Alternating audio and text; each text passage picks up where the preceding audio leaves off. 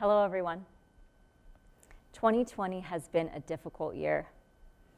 And unfortunately, instead of uniting to face each new challenge, we have highlighted all of the ways Americans disagree and don't appreciate one another. This year, hundreds of thousands of people have poured into the streets asking for police reform. But of those peaceful thousands, there are some who have left damage in their wake. And across the aisle, others have taken up arms in response. We have become so divided that we're willing to take even more lives. That's not who we are, America. But I have hope and a faith in human connection that has brought me here today. I have come to speak to you, as many before me have, about our shared humanity and the idea of intervening in someone else's story to help them find peace. You can be someone who reacts to the things that happen around you and the people they happen to. I'm a former law enforcement officer. I was a Border Patrol agent in Texas, and I owe a lot of my self-confidence, fearlessness, and my desire to help others to my experience as an agent. I respect and appreciate those who choose to serve their communities and uphold the law, particularly those who take humanity and equality with them in the process. But I know our law enforcement is not meeting the needs of our communities right now, and has at times even failed them entirely. So what can we do? Well, the road is long, but to start, I believe, we can engage with each other more frequently in those small moments of need. We can show up with our words and our actions to check on each other, ensure safety, and give support. We need more people who are willing to acknowledge the things that are happening around them every day and bring humanity back to the forefront. This is a challenge to accept what intervention can look like for you using tools you already have.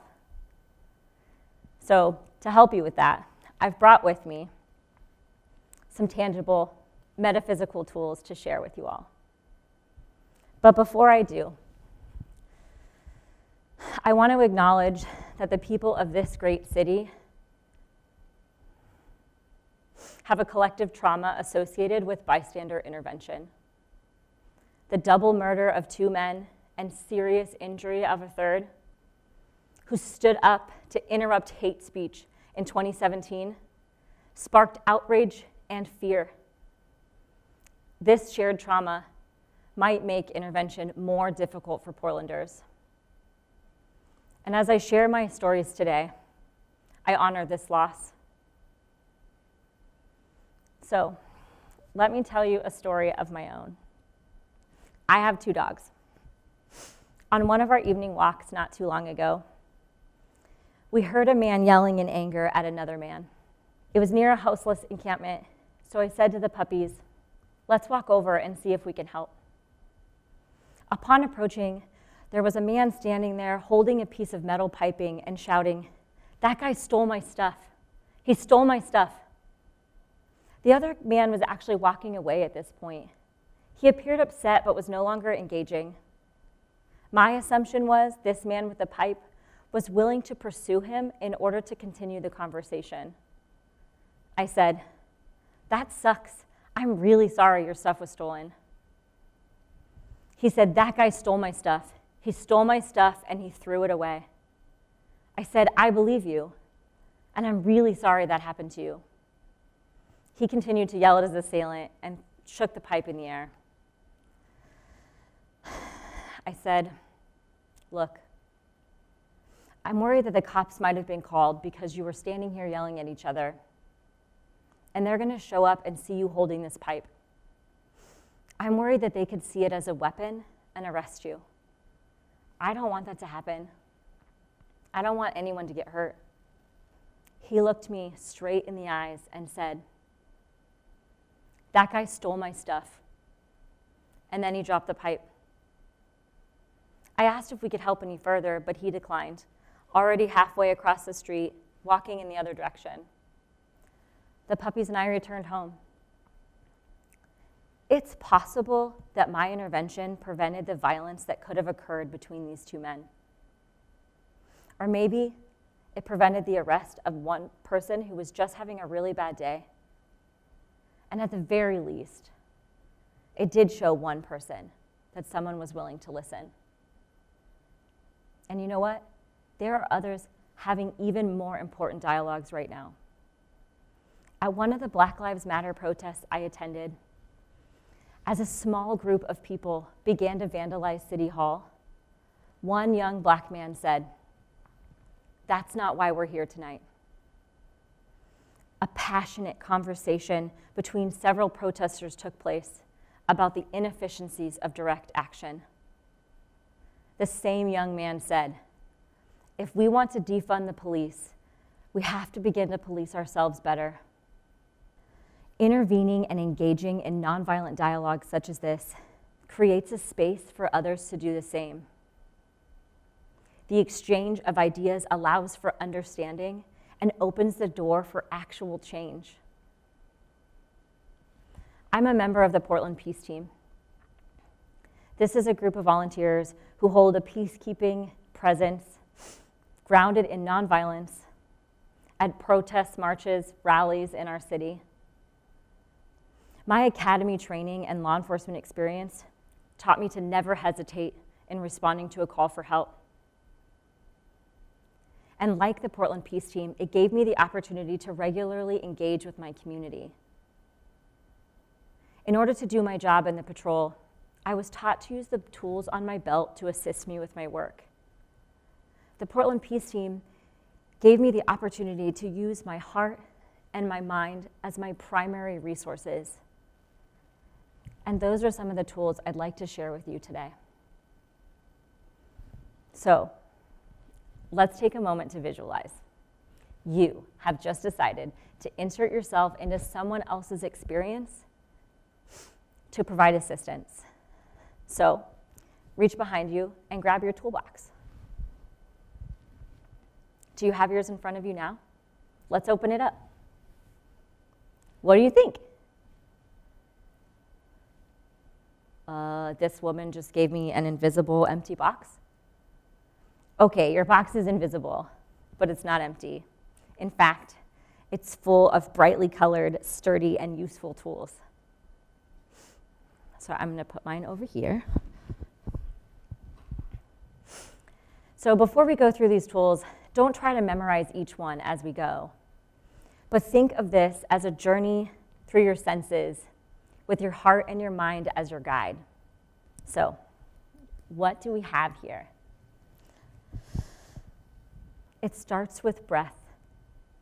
Be mindful of your body and work to stay calm.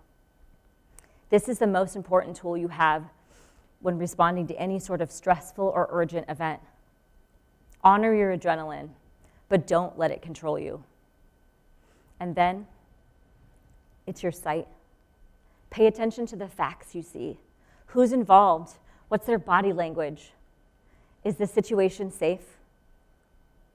Intervention will always mean fully seeing other people and treating them with respect. So when that's hard, you can use this next tool, a shelf. This is a place to put any of those triggers or reactive feelings that get in the way of being truly empathetic to another person. This is a safe place to put your judgments, anxieties, and implicit biases. So learn your physical reactions when you face something stressful. These feelings are normal. Give yourself a break. You can name them, acknowledge them, and then put them on your shelf to address later in your self-care practice. The cool thing about the shelf is that learning this tool gives us the opportunity to react when maybe we wouldn't instinctually, to break down those gut reactions that can limit us. I'm asking you to react thoughtfully instead of instinctually. Okay, this next tool is my favorite. Empathy. Empathy is the building block to human connection. And I use a rose here to symbolize its beauty and grace. Think of empathy as giving a rose to a total stranger. This person is worthy of your most valuable gift. When we bring empathy into the room, we create a space for others to just be in whatever moment or emotion or situation they're currently experiencing.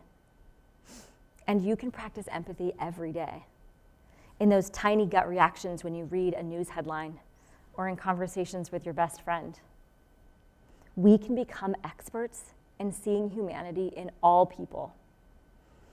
So tap into your own experiences, moments when you've been vulnerable or felt shame. Maybe you weren't your best or you needed a hand.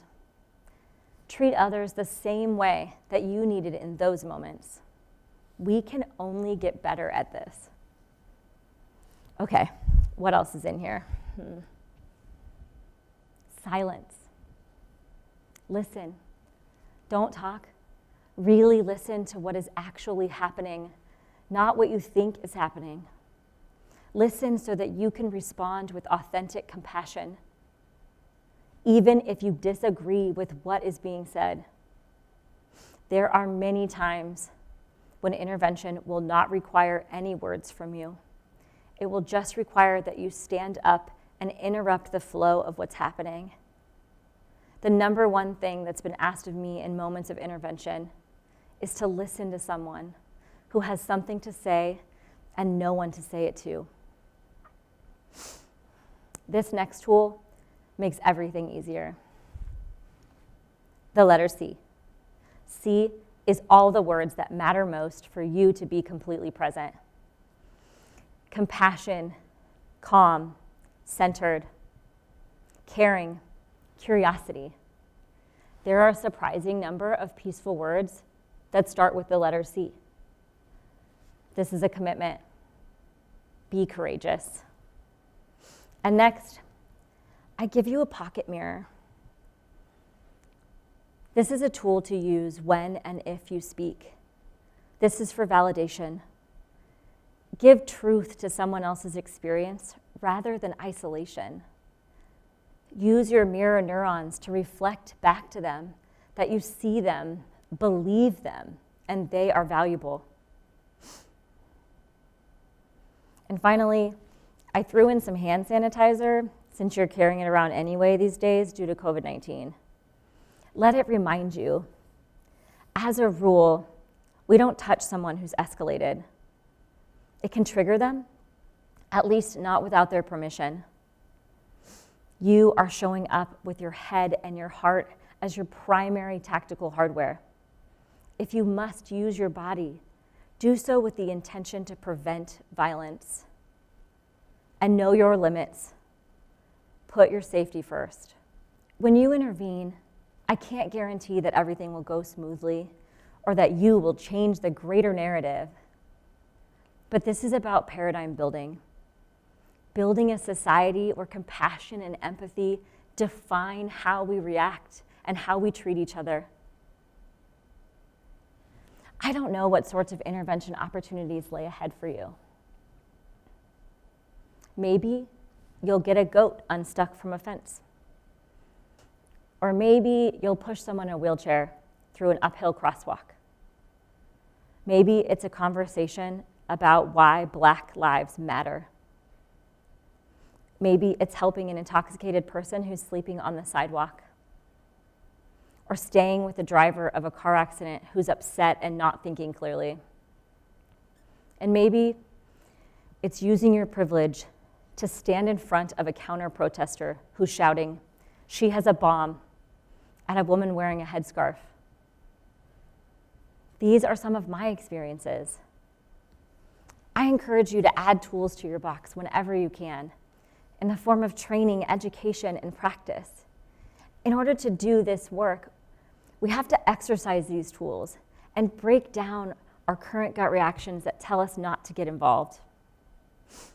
And the ripple effect is a community an America filled with people who are genuinely looking out for one another. I'm asking you to be a first responder in the smallest of ways, in your own communities, families, careers, and neighborhoods. I'm asking you to take this box with you everywhere you go and keep your compassion and empathy always at the ready. I'm asking you to give a rose to anyone who needs one. Thank you for your time.